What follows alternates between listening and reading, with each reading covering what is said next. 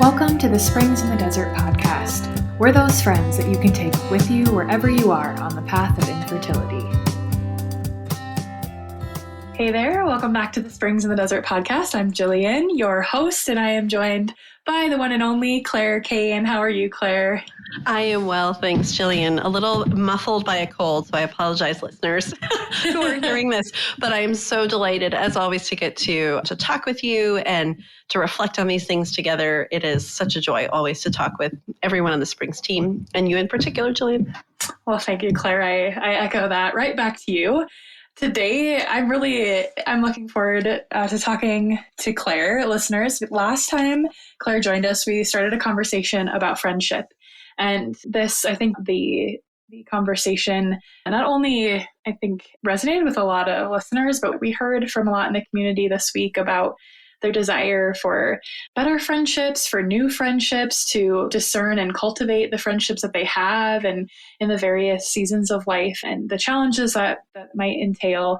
So we're going to kind of dive a little bit deeper into it because post-production, Clare and I had probably another 20-minute conversation about friendship and how that's changed over the course of history and what we're looking for in friendships. And so I would like to dive deeper into that with all of you today and bring all of us into that conversation. So I think I maybe just want to start there a little bit. It feels like a broad topic, but history, I think it's really, I love learning about history and knowing more about the human condition and different, I think, seasons of the world is important. And after our discussion last time, Clare, you had brought up some changes that have happened in friendship because of world history.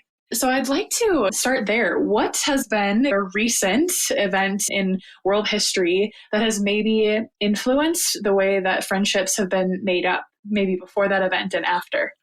Well, great question. So a lot of this discussion on this particular topic is coming from a really interesting reprint of a book by Neufeld and Mattei. I think it's Gordon Neufeld and Gabor Mattei, called Hold On to Your Kids, Why Parents Need to Matter More Than Peers, which seems like a strange book to bring into a discussion in this kind of forum. Like, why are you talking about this, Clare? I'm like, well, because it actually has a ton to do with friendship. So their thesis is, interestingly, very much a sociological thesis. It sounds funnily like a parenting book, but the thesis is sociological, and it says this, that up until about 80 years ago, a lot of culture and a lot of the ways in which children were raised, the ways in which any kind of community was raised, was very much hierarchical. The parents were communicating culture. They were communicating all sorts. They were in charge of human development of whoever they had in their hands, right? Their children. And after the Second World War, this changed a little bit, in large part because of the beginning of the globalization of culture and also the emergence of really a youth culture. So a sense in which the youth had a cultural idea of their own that was separate from their parents. Okay?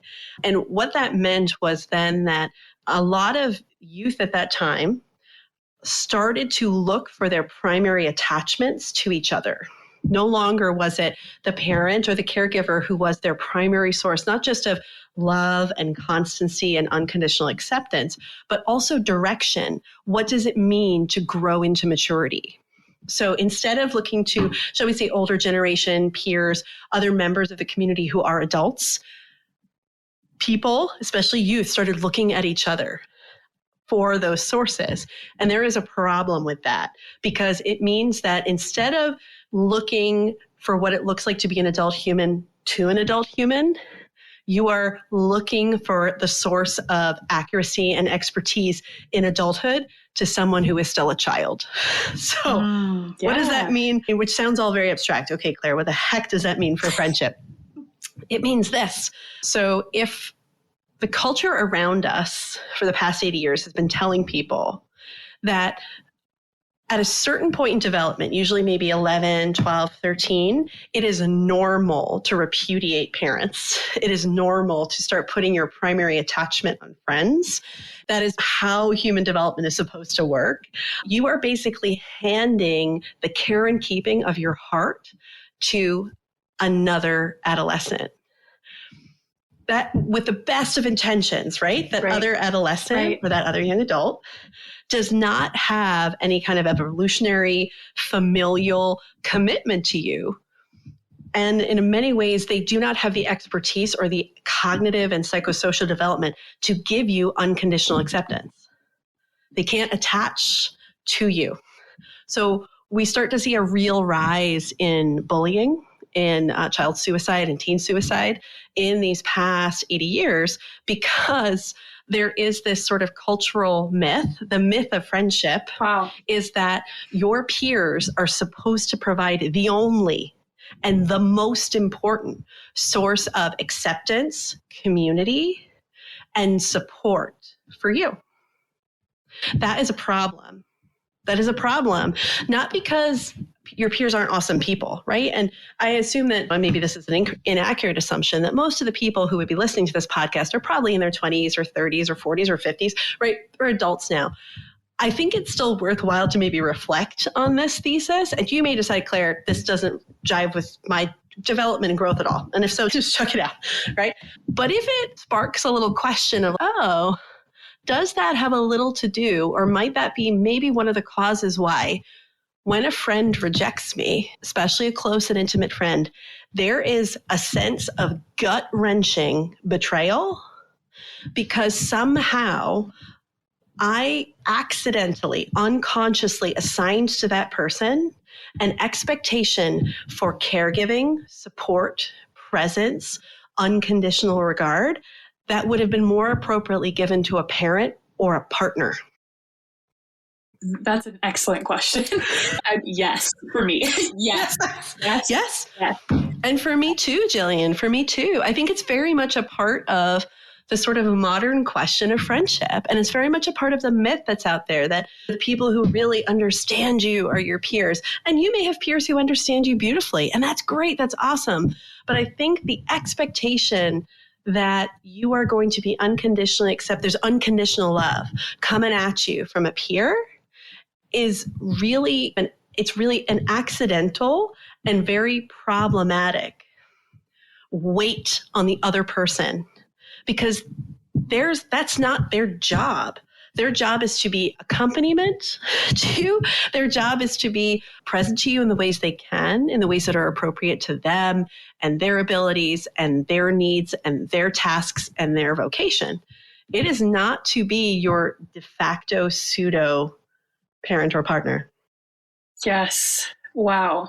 I'm just personally reflecting, and I think on a few moments, like pretty like influential moments in my life and different friendships that were really hurtful, that not sure, maybe there was some maybe injustice there but the level of hurt that I allowed was probably because of a disordered level of like confidence in that friendship. And you put that so well. And I am wondering, not that we can necessarily solve all of the world's problems in one podcast, but maybe for a listener who's thinking about that and realizing, yeah, that actually does fit me. What would be maybe some advice to process that, or to even maybe like, what's one way that we could avoid continuing that process in our current friendships today?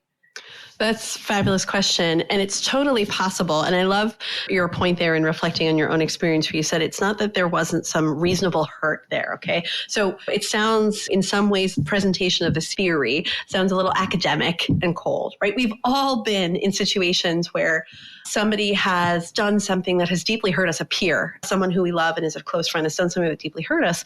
And we've had to, and it feels like a blow, like a literal blow, right? And a lot of that is because we have just by osmosis of living in this culture, these assumptions, these myths of friendship come in. So how do we, if we think this might be part maybe of the reasons why in the past we've struggled with friendships or now we're struggling, one of the ways we can start to reframe it is to think about what is the purpose of friendship? The purpose of friendship is accompaniment in the process of you becoming yourself, a stable adult with a stable sense of self. It is not their job to provide you with a stable sense of self. In many ways, that's the job of a parent, is to provide a kid with a stable sense of acceptance and commitment and a celebration and a nourishment and cultivation of a self. right? That's the job of a parent or a caregiver. Your friend's job is to accompany and support, like cheering on that project. And also, in many ways, sometimes when you're heading down a path that maybe like, to be like little elbow, hey, we love you. We don't think that's going to help this project you're on of a stable sense of self, right? To nudge you back in the direction of that journey. But I think the question then becomes, okay, what if that has happened? What if I have accidentally started to put a weight on my friends that is not appropriately theirs? And that's not because you signed up as a kid to believe, I accidentally want to believe that my peers are my parents for the rest of my life. No, nobody puts their hand up for that kind of illogic. It just imbibed you. Well, one of the things you can do is start to think, all right, to literally take that insight and think, okay, are there relationships in which I have put an undue weight on someone else? Where I have demanded maybe more of them than their freedom, their time, their needs would make reasonable. Okay. All right, there are. Is there a way, am I still in relationship with them? If you are, okay, is there a way to address that? As we discussed in the last podcast, to lean into the awkward a little bit and say, hey, there was a time when I either explicitly or implicitly, giving details there in that conversation, I leaned on you and I demanded more of you than was appropriate. And I'm really sorry. That, if you want to talk about it, I'm happy to. Yeah, because that wasn't fair. That wasn't fair.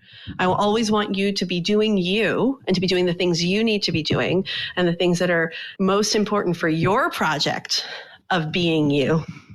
And the freedom to allow that for your friends, the freedom to allow that for yourself, and the freedom also to realize, okay, well, what if I'm in a relationship where I'm realizing, there is a sense that this person is demanding more of me than is appropriate, okay, more than is reasonable. And I think for many people, that's a visceral reaction. There's almost like an unconscious, like hand up, like, ooh, backing away when you start to feel like, ooh, I'm being needed more than is reasonable or more than I can give. A lot of people like have that push back, and it's important to pay attention to it.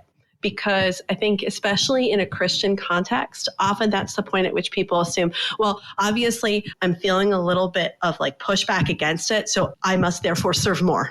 I must therefore leap in with both feet. This is not a time for me to sit down on the pier. This is a time for me to basically dive bomb into the water, right?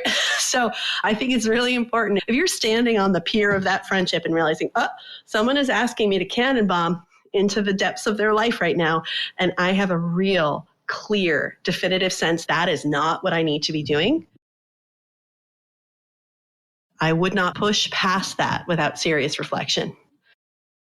That's really helpful. I can, and I like the real, but the sort of like metaphorical, like hand up, like that's uncomfortable for me. And though your point that as Christians, that can be challenging to face and to work through because it might feel uncharitable or unfriendly, or that there's, I think sometimes we have expectations for ourselves to give more than what perhaps is right in those situations. And that's really helpful context. And so let's say we are on the opposite end of that, right? That we are the friend who is receiving a desire for more attention than we can give. How we don't want to dive into the water. We want our feet planted. How might we respond to a friend who's demanding more of us? How could we navigate that conversation? I think using language that is supportive but clear about your needs, right? And this has a lot to do with boundary setting, which we've talked about in several podcasts in the past. To say things like, it sounds like there's a lot going on right now, or this is a really tough time. I want to be as present to you as I can be. What are some ways you need help? Right? What are some ways I can help? Well, I need you to do A, B, C, blah, blah, blah. Okay, I cannot do A, B, and C, but I can certainly be there for D a couple times a month. right? And oftentimes in moments of panic, sometimes people, we've talked about this before, can be steamrollers. Especially if they're used to unlimited, unfettered access to our support, and our circumstances have changed, or we're having serious reflective conversations with ourselves about how much we are allowing people to tap into our empathy and compassion over time, such that we're starting to feel drained, right? I think it's really important to remember that you can decide how you want to support and help. And that doesn't mean that you are a bad friend. Just because someone has a need. I remember a friend saying this to me once. She said, I want you to tattoo this backwards on your forehead. Just because I have a need doesn't mean you need to fill it. Which was like, yay, freedom and friendship, right? Yes. Just because you have a need doesn't mean, just because I have a need doesn't mean you need to fill it. So I would see it in the mirror and not assume that just because my friend has a need, I need to fill. Because that's another thing that can happen, especially with people who strive to be good friends, who really try to be available to people and supportive, is that you can very easily deplete yourself because you're not paying attention to, or you're pushing past your capacity to be present to someone else because you want to help, but you're not paying attention to what you have left in the tank. Yeah, that's a really, it's a helpful guidelines, I think, to be able to consider from both angles. Have I been someone who's demanded more of my friends than maybe I should have? And even why? Is it because I have, like you said, imbibed this maybe a disordered understanding of friendship? And how can I maybe hold some boundaries if I am the one who's being requested and desired more than I am able to give, more than or in ways I don't want to be available? So yeah, that's all really helpful. And I like to, just in the spirit of seeing things from all angles, we were presenting the negative aspects of a friendship there, like the challenges in that. And so if we have this information now, how friendships have changed over the last several decades, what are some sort of signals, some signifiers in the positive way of a healthy friendship? I think sometimes, even amongst the team, sometimes we have to remind ourselves not to spiral and think. So there might be some listeners who are thinking, oh no, this is me. And maybe it's not the case. Maybe they really do have some really great boundaries and their friends really do know them well. And they are showing up in the ways that they want to show up. So what, sort of in the positive sense, what are things that we could, or attributes, qualities that are signals of a healthy friendship, a good friendship, an appropriately ordered friendship? Yeah. Oh, awesome. Yes, because I think defining things by their negative, is useful in some senses, but let's talk about the positive and I think it actually has to do with something that I wanted to clarify. I think when we're defining things like, okay, what might go wrong or what kind of has gone wrong culturally, what of that wrongness might you be seeing and unconsciously or viscerally being like in your own friendships, right? Part of that, I think, is a recognition that we all have needs. Right? Good friendship is based on, and that's normal and human. Good friendship is based on when you have a need and you come to your friend with it. They may say, oh my goodness, I cannot fill that need, but I can be present to you in this way. And good friendship then is like, totally get it. I can totally get it. Not even I understand, as if the person had to prove to me why they couldn't fill the need. That's also important, right? But also just like a welcome for the person who can be present as they are and as they can. That is a sign of good friendship. A willingness to lean into the awkward. When something is niggling at you, when something is bothering you in that friendship, being like, I trust you enough. I trust you enough. There's the basis of friendship is trust. That accompaniment has enough substance to it, is enduring enough, that mutual regard is strong enough to weather a little bit of friction, because good friends have disagreements. Good friends don't always like and enjoy the same things, right? Good friends are not always on their best day. And making space in yourself for someone else, making space in yourself for someone's experience of life that is different than yours, those are marks of great friendship. Claire, I want to ask you a little bit more about that weathering a storm in friendships, because for the listener who maybe did learn about how to be an adult from their peer who was not yet an adult, and maybe experience, as you said earlier in the episode, a consequences bullying, or right, that what potentially, or at least I can think of some examples in my own life where there was friction, there was no longer a friendship. That it was a signal that this, because we didn't have the model of maturity and the structure to say, it's okay that we have a difference of opinion here, or we have different tastes here, and that's okay. And so the difference between us became a reason to no longer love each other well. I can think of some maybe even adult friendships that I have that I've brought some of that understanding to and have had to work through.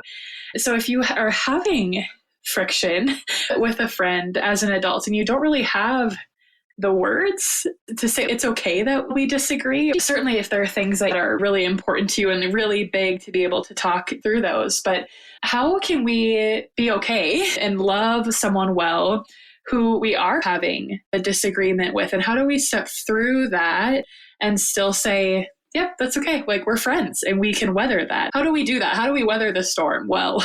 Yes, that's a great, fabulous question, because I do think this is another sort of strange, kind of sad offshoot of this cultural shift, right? Of a kind of Neufeld and Mattei referred to it as a peer orientation, that we are oriented, directed. Peers become the lodestar for how we're supposed to move into adulthood. The problem is they're not there yet, so they have really no expertise in how to do that, right? They just don't, because they haven't matured themselves.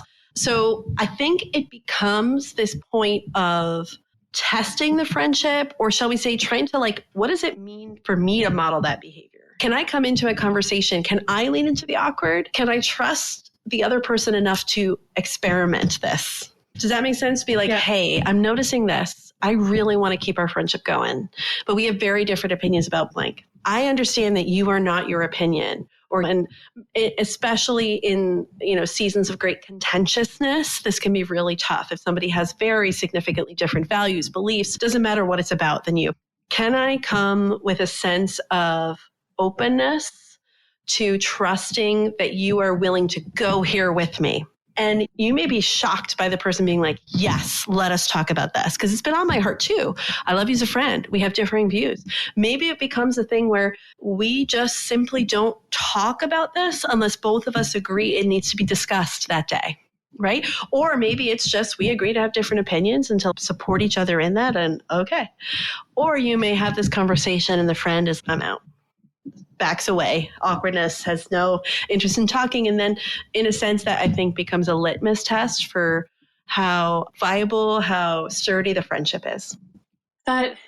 Scripture passages that are running through my mind, and not anyone in particular, but I picture Jesus and how he did approach those in the Gospels, and that it's okay to, I think, model that, like you said. I think that's a really beautiful way to put that if it's new for you to work through friction in a friendship, because maybe you didn't have that before, just try and to model that, and to have not necessarily ready for a negative response to that, but just knowing that a friendship is built on trust. And that's one of the ways that you can do that, to bring something that's on your heart and that's a little bit concerning to you, and bring that to your friend and love each other in that and talk about that. And I think either way, you learn something, right? No matter what the response is, you learn something. And hopefully, and I think really the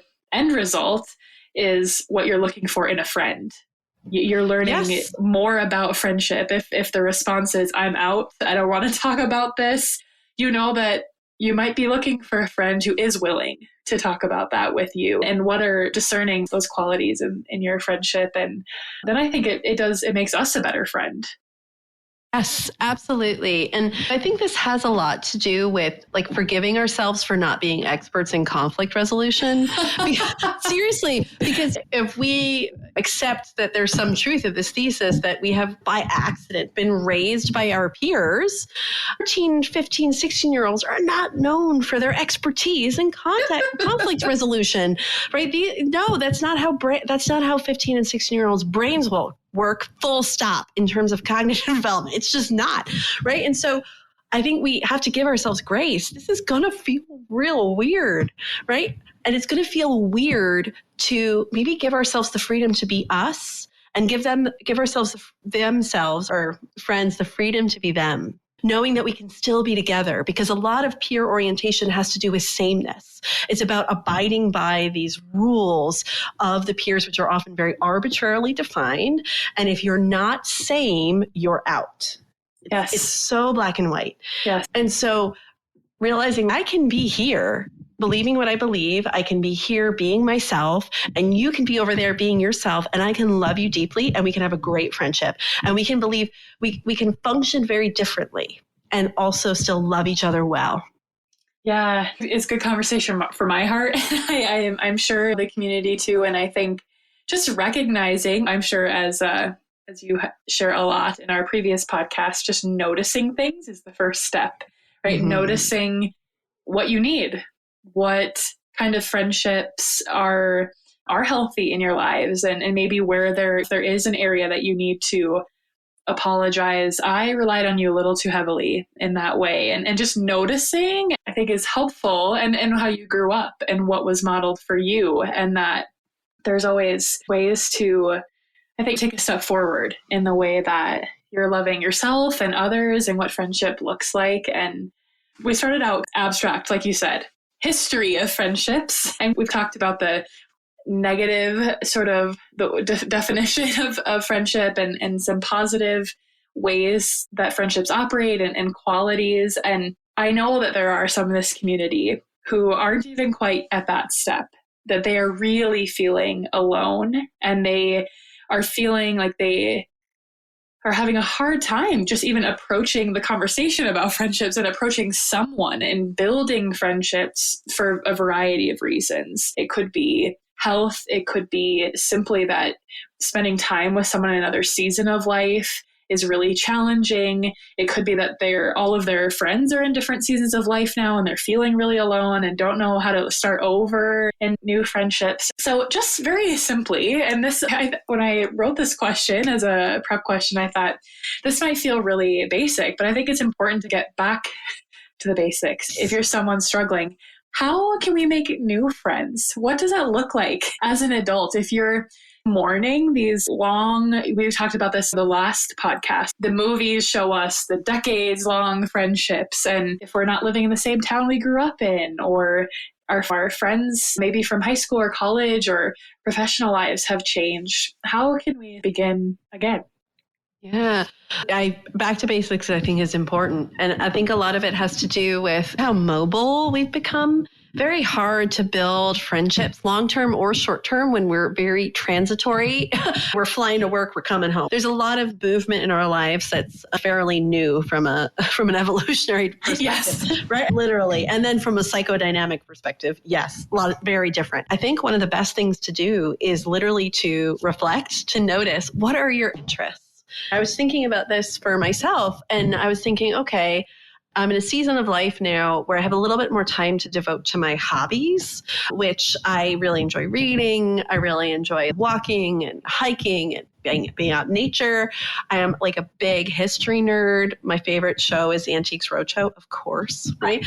And I was like, oh, hey, there's a historical society. Man, is that like a big mark of adulthood that I'm thinking of joining the historical society? Have I hit some sort of midlife milestone? But who cares? These are like history nerds. Yes, let's hang, right? And I think there is figure out what your interests are. And I also think figure out what your interests are, and don't assume that the only people who can be amazing friends for you are exactly the same age as you. Because again, that's part of the myth. The only people who can understand my life and my experience are the people who are the exact same age. Is there some truth in that? Sure. People who are experiencing the same thing as you at the same time as you, there's a great sense of, shall we say, shared circumstances, not necessarily shared interest, just shared circumstances. But I have a number of friends who happen to be older women, older men in the community, or younger men. I'm getting to the age now where I'm like, hey, look at you, whippersnapper. I'm like, oh my gosh, but we have so much in common, right? So we talk, and it's about shared interests more than it is shared circumstances. And I think that's something we didn't flesh out as much in the last podcast. So I'm so excited we get to talk about this because figure out what your interests are. If you like to read, join a book club at the library, or join an online book forum, or listen to some book podcasts, or do something, join things that are local to you, especially if you're the kind of person who really enjoys in-person hangouts. Because I think this is very common for a lot of people now, that often we find one or two people in our shared circumstances who share our interests, and then often we keep those friendships, even as people disperse, right? It's also very comforting to have people local. And by people, one or two, because again, I think there's this assumption that we're not doing friendship well if we don't have a circle of 30 people we hang out with, right? No, that is not how human hearts work. We're not in college for the rest of our lives unless you happen to be an academic. And even then that changes, right? You're in a lot of meetings, right? So I think this figuring out what your interests are, and then figuring out who the people are when you venture into those specific interests, who really just you connect with. And they may be older, they may be younger, they may be your gender, they may be a different gender, and really cultivating those friendships. And a lot of that takes courage. It takes courage to do that. It also takes energy. And especially if you're in a season of infertility or pregnancy loss, that can be hard to come by. It really can be very hard to come by.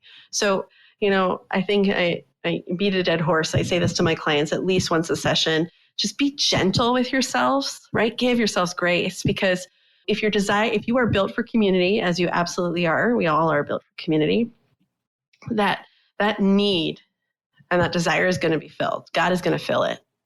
Is it a co-work? Yes, it is a co-work. Right? If you sit in your house for the rest of your life and bemoan the fact that you aren't building friendships, Lord, to be like, hey, remember how I designed you for communion with me and others? Okay, this is a cooperative work here. This is a partnership with the absolute. We got to do this together. Right? We got to do this together. And at the same time, be aware that the amount of time, attention, focus, and energy you have to devote to this is going to change depending on where you are in your life and in the grieving process and all of this. So just be gentle with yourselves. Yeah, I really appreciate the difference between shared circumstance and shared interest, because I can think of a few friendships. It was at a previous job, and I had two people that I worked with that I loved, and we really did click a lot professionally. And one of them was just very interested in chatting, like just spending time together, quality time. We didn't really do a whole lot. We might get coffee, or we might just sit somewhere and just be together and talk about important things. And I love that. And another friend liked to golf. And I did not like to golf.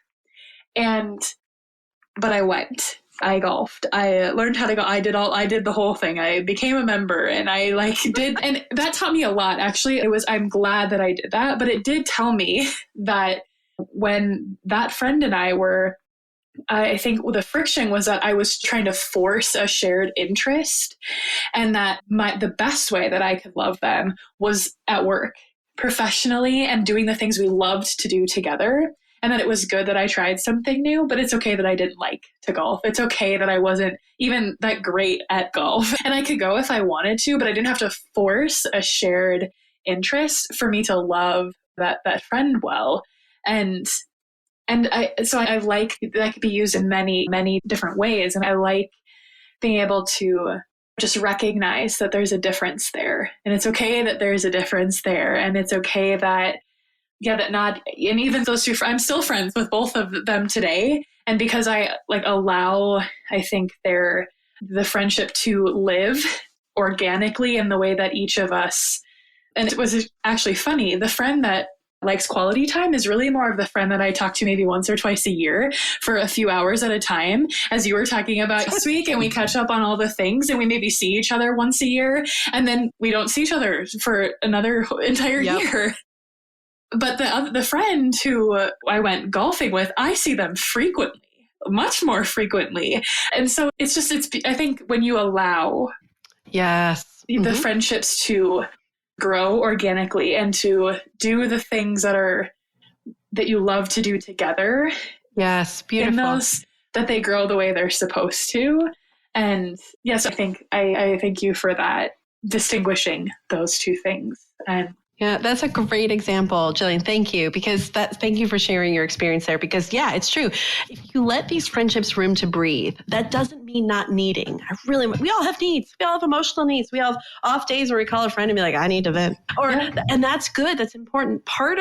That's an important part of friendship is the leaning on someone. The degree of the leaning, the frequency, the duration, that's where the sort of got to get in there, got to think about who I'm leaning on, why I'm leaning on them, that kind of thing. And same, am I being leaned on in a way that's making me uncomfortable, right? Or that's not uncomfortable like I'm rejecting the person, but just, I think there's something happening here that I need to talk with them about because I want to be present, but I can't be present in the way they're demanding.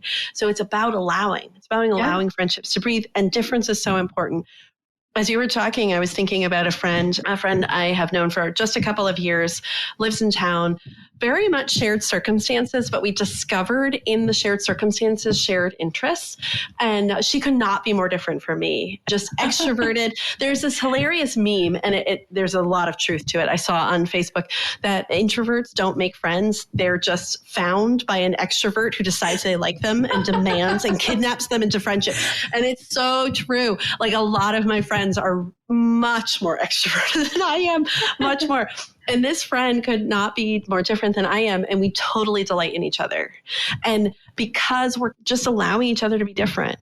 And in the moments of connection or the places in which our interests really connect, we're like totally down for it. And when they don't, hooray, go do you, do your thing. I'm so excited to see it happen for you. That doesn't mean I have to be part of it. It doesn't mean I have to share it because it's important for me to do me. And enduring friendships are the ones where everybody has room for their self.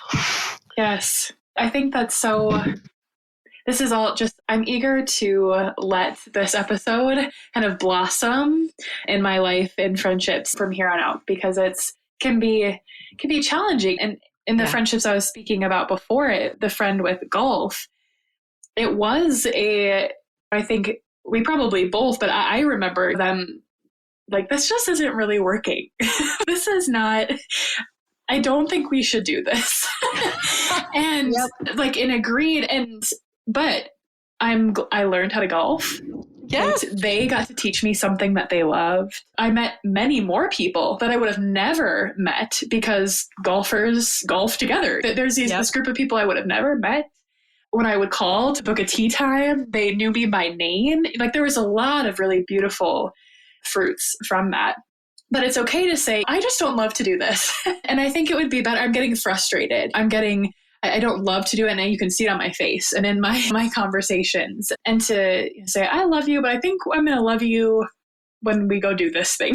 Like why don't we try this? And to just, again, that trust. It's okay that we don't love doing all the same things. And I don't have to do everything with you 24/7 to be a good friend.